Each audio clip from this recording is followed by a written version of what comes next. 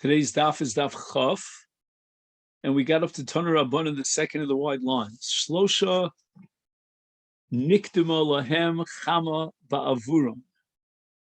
For three tzaddikim, the sun stood in its place and did not set in its normal time. Moshe, Yoshua, v'Nakdimon ben Gurion. So the Gemara says, Bishlei v'Nakdimon ben Gurion, Gemara.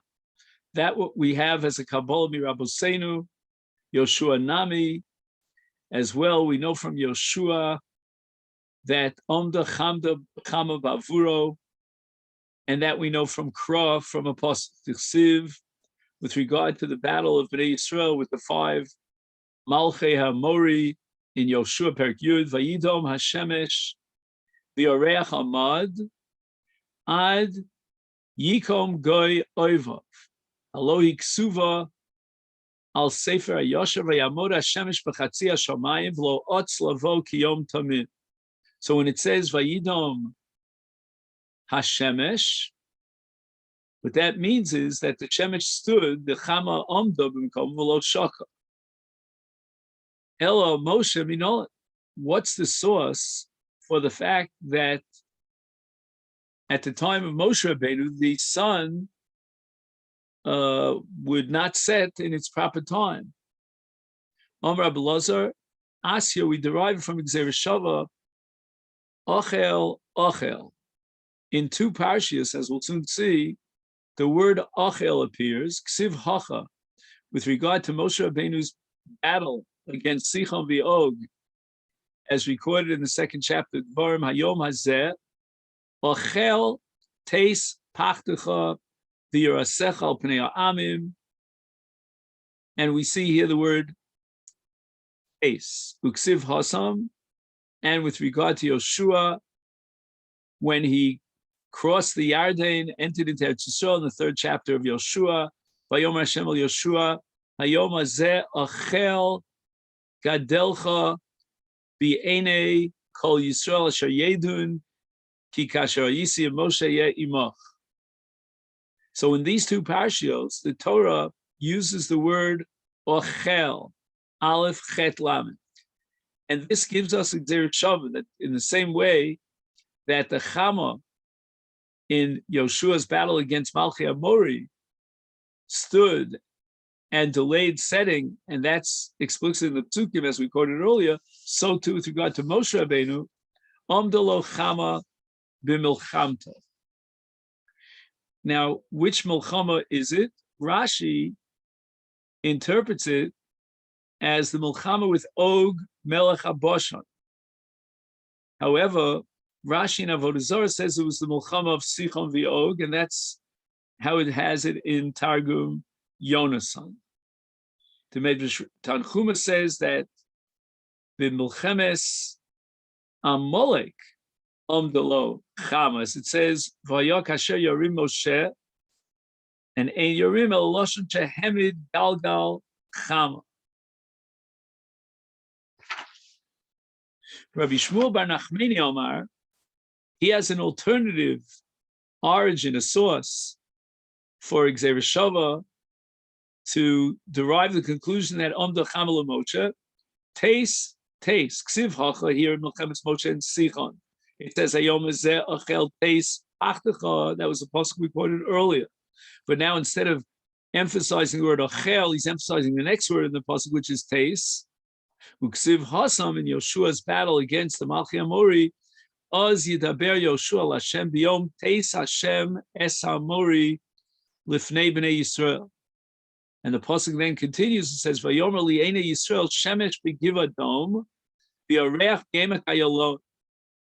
So in both parshias, we have the same word teis to teach us Gzeir Shava that the Chama Moshe came to Yoshua. Rabbi Yochanan Omar, he has a different way of darshaning and deriving the conclusion that the Chama Moshe asya migufe dekra, from the pasuk itself that we mentioned earlier with regard to Moshe Milchemes Sichon. The pasuk says, I'll read the whole pasuk. Dvarim Perek Beis pasuk chafei Hayom hazeh Ochel teis pachtecha v'yirascha al pnei ha'amim tachas kol hashamayim asher yishma'un shimacha v'rugzu v'cholu mipanecha. So what does this mean? Rugzu v'cholu mipanecha. Emasai, at what point in time do we find a fulfillment of this prophecy that the Amim, the nations, rugzu v'cholu mipanecha? And the answer is b'shasha niktama lo chama l'moshe. When the Umas Ha'olam witnessed how the sun stood for Moshe Rabbeinu, then it was v'cholu mipanecha that yira mimenu. Now we go back to our Mishnah. The Mishnah back on Daf Yutes says, "V'chein ir shelo yardo le'geshamim." If in one particular city there was no geshamim, then we start the whole process of Masriyim with tinios, as the pasuk says in Amos, "V'imtarti al ir achas, val ir achas lo amtir." There will be rains coming down for one city, but not for the next contiguous city over. Chelka achas timoter. Sometimes part of the city will get rains. Chelka asher lo tamtir leo tiyavesh will dry up.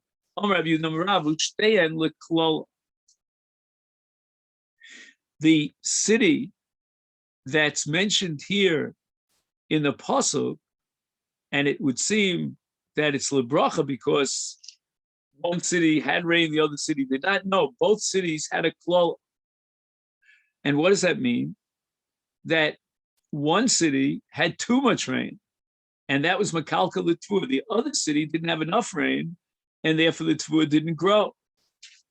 Now, once the Gemara brings this drasha of Rabbi Yehuda, the name of Rav, on the pasuk that the intention is L'Klala, the Gemara brings other drashos of Rabbi Yehuda in the name of Rav, and on Psukim, where the Kavana is actually lebrach, even though it doesn't seem to be lebrach. So going in the opposite direction, we're talking about the original drasha, the statement of Rabbi Yehuda Marav was that which we think is a brach is a klola, and now we're going the other way. That which you think is a klola is actually a brach, and the Gemara is going to give him a number of examples of this.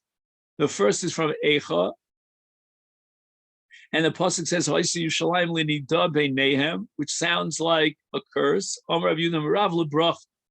We should interpret this pasuk not as a klola, but rather as a bracha. Kin nida. This is a bracha that man nida, during the time that she's in nida, she's forbidden to her husband. But yesh la heter, if she goes to the mikvah and she becomes tara, mitumasa, she's now allowed to go back to her husband. After Yerushalayim, yesh la takana. When Klal Yisrael do tshuva, they will return to their original state. Their closeness to Hashem, they have not been rejected. Another case in which Rabbi Yehuda darshans a pasuk in Eicha li bracha. Eicha yeshva badad ha'ir abasiyam ha'isaka almana. She's like a widow. Sounds like a curse. Rabbi Yehuda li bracha. It's a blessing in disguise. Ke almana, like an almana, but lo almana mamish. The chafad dimyon, it's similar to an almana, but not exactly like an almana. In the case of a real almana, her husband has died, he's not coming back again. But el keisha shaholach bailul and binas hayam, he went out to a far country. Daito lachsa. His intention is daito lachsa, let to come back to her. And even though now she's like an almana, because where is her husband? She doesn't know when he's going to come back, but nevertheless she's anticipating on every day that he might come back today. And Yerushalayim, even now, even though the Shechina is not Shora B'tocha, she knows that Liasid Lavo, she will come back, and the Shechina will come back and reside. We don't know exactly when that's going to happen on this Galas Manakates, and therefore Mitzapalo Knesset Shel B'chol Yom Sheyov. A third case of a drasha in a pasuk, this time at the end of Tanakh and Malachi, where Rabbi Yehuda says it looks like a klala, a curse on the surface, but in truth, it's just a guise for a bracha. The pasuk says, "Gam ani nasati eschem nivzim ushfolim." I have made you the nation that's low, that's been humiliated amongst the nations. And again, at the face of it, it certainly seems like a klola. Rabbi Yehuda lebracha. Why is this a bracha? To lo mukmi minan lo reishi nara lo gezis terapai. And what does that mean? That the goyim are not going to appoint the Jews within their countries as muhsin hagovim mas, as tax collectors, and not as geziripatai, which we call today in modern Hebrew chotrim, officers, police officers, and those who are in charge of punishing the people, because Klal Yisrael are so bzuyim, the Einei Goyim, that the Goyim will not appoint them as officers, as policemen, nor as tax collectors. And that's truly a bracha, because if the Jews would be appointed as tax collectors and as police officers, then the Goyim, the Hamon Am, what we call the rank and file citizens of the Goyim, would hate us even more than they hate us now. And there would be a girui against Klal Yisrael, because look at these officers, these tax collectors, and how they're making life miserable for us. Here's another Joshua Rabbi Yehuda in the name of Rav with regard to the nevuah of Achia Shiloni on the sins of Yeravam ben Nevat, and this is in Malachim Al Perek Yud Dalet. V'yikra Hashem es Yisrael kasher yanud hakana b'mayim. And here Klal Yisrael is going to be smitten, and it is compared to a reed in the water. Rabbi Yehuda Rav lebrach. This pasuk is really in truth a brach. There's certain elements, advantageous elements of a kana, of a reed, and that's the mashal for Klal Yisrael. The Rabbi Yehuda Rav Nachmani Rabbi Yonasan. My dechsiv.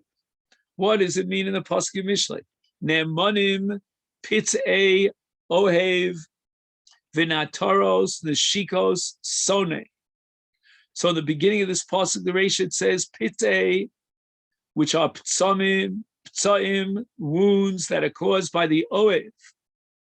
And sometimes a beloved person will have to give a clap to another person, in this, maybe to his children, and that's all for the sake of teaching him discipline. So it comes from a source of ava. But then there's the shiko sone in the sefer of the pasuk, and that is on the one hand a kiss.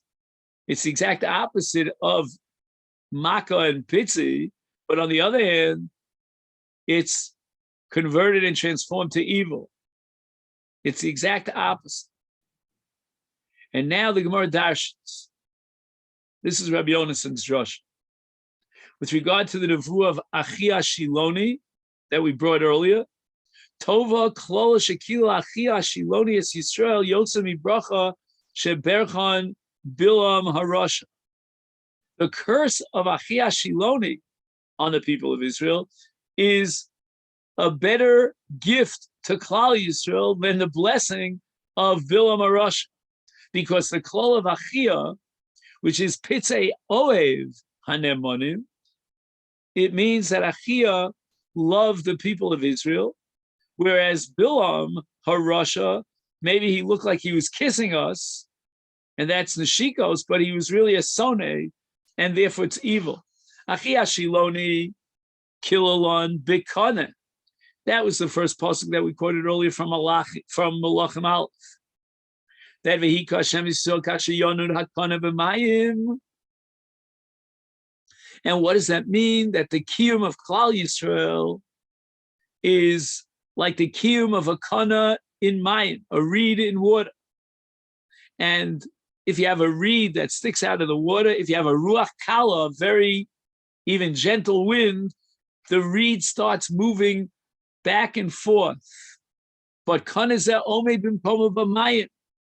It still remains attached to the water, and the winds will not uproot it from the water, and therefore will never dry up.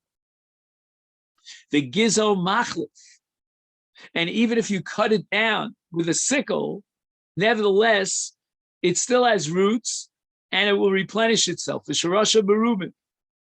The afilu kol arucho shabol and bos v'noshospo. You can take all the winds of the world and blow him on this reed. Ein mizizo so bimkomo. The winds from the four corners of the earth will not be able to move the reed. It's not uprooted because Elaholech uba imayim. When the winds come, the reed will move this way and that way together with the ruach. But mamamu aruchos, as soon as the winds quiet down, amad hakana bimkomo. The kana itself, the reed, goes back to its original place. And so, in the Nivshal Klal Yisrael, are standing in one place, firmly rooted in Mayim. Mayim is the Torah. And if they go into exile amongst the nations and they suffer sorrows, nevertheless, they continue to be loyal and dedicated to Torah. And from that koch Torah, the ruachos, even though they're evil ruachos that are trying to undermine them, these are the ruachos of the Malchus of Umas HaOlam. They can move us from place to place, but there will not be an Akira Gemura. Avol Bilam HaRasha, Birchein Be'erez, on the one hand, he blessed the people of Israel that should be like the Arazim, like the oak trees. Shenemar, as it says in the bracha, that Bilam bestowed upon Klal Yisrael, Arazim Alemayim, Ma Erez. Again, so this is a klola. Why is this a klola? I mean, after all, to compare Klal Yisrael to an Erez, which is a strong tree, and his kavanah was lira'ah, how is that lira'ah? And the answer is that an Erez is Eino Omi b'makom b'mayim. You can't say that it's constantly being saturated by the moisture of the waters because it's not located in the water, so it's going to dry up. The ein gizo machliv, and once you cut it down, the shroshim, the roots, will not reproduce the tree as it was. And ein shroshim merubim, it doesn't have much of a root. It's a thinned out root. The afilu kol ruchos shebolim noshvos bo ein mezizos also b'mkomo. The winds will not be able to move it, but ruach dromis. Now we have a wind that you could say is a tornado wind, and that will uproot this Erez, this Eitz Erez, is okraso, it uproots it, v'ofachto alpanov, and it basically turns it over on its face. So what happens now is we talk about the Eitz, the tree that's very tough, very durable. Its roots are relatively small. And Bilam wanted to curse Klal Yisrael, that even though they would be saved from the Malchus, but when Edom would come, the real Malchus, is then we have a chazaka that Malchus Edom will subjugate the Jewish people. Shetova Malchus Edom HaChazaka, says Bilam, he b'dromah shel Eretz Yisrael lo tiyeh lo tkuma chas v'sholom. So that's what it means. V'nis rosos and the kikos shu, this arota, in the shikos sone, that pasuk that we saw from Mishlei, natoros neshikos sone. It means the neshikos, the brachos of Bilam, those were meant as a klola. And we learn from Rabbi Shmuel Bar Nachmani, the name of Rabbi Yonasan, that the kana has unbelievable milos tovos, milos rabos. And that's a support for Rabbi Yehudu. Darshan's the name of Rav, the pasuk v'hika Hashem es Yisrael kasher yanud hakana b'mayim, as a bracha.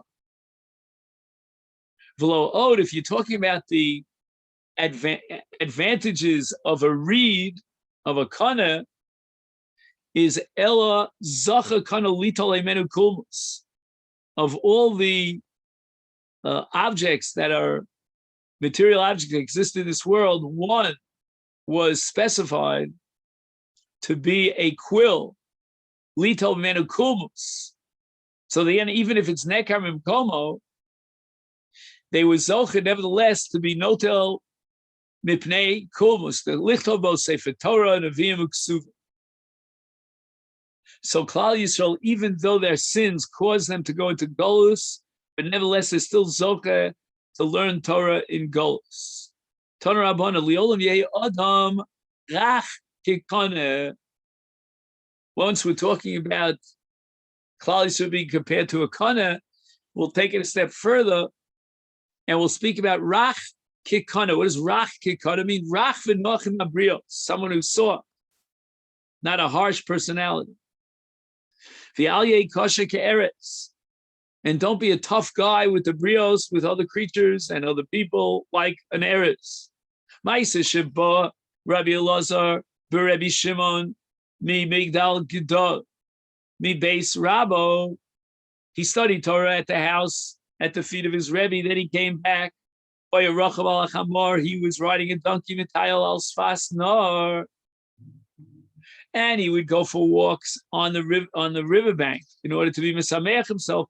V'samach simcha gedola, and he achieved a great level of simcha.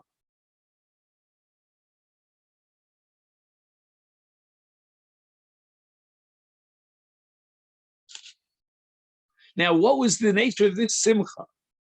You're talking about Rebbe Lazar, who comes out of his Rebbe's house. He learned a tough sugya, and he conquered it. And now he's enjoying life. Why? Daito gasala. He was suffering from gaiva. He understood the great Torah of his Rebbe, and now he is sort of like a bloated personality. He feels, wow, I accomplished so much. I know so much Torah.